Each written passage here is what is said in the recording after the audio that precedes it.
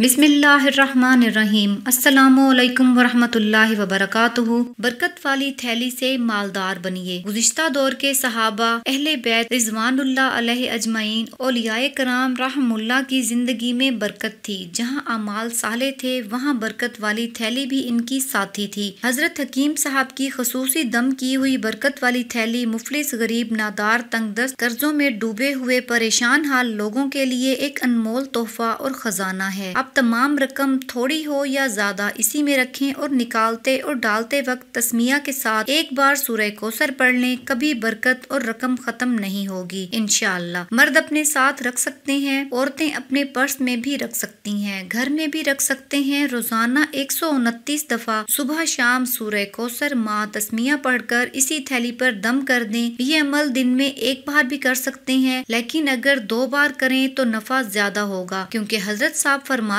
हैं कि जितना गुड़ उतना ही मीठा। अगर तमाम उम्र का मामूल बना लें तो फिर कमाल देखें। वजू बेवजू दोनों हालतों में ये अमल कर सकते हैं, लेकिन बावजू बरकत ज्यादा होगी। इस वजीफे की हजरत साहब की तरफ से इजाजत आम है।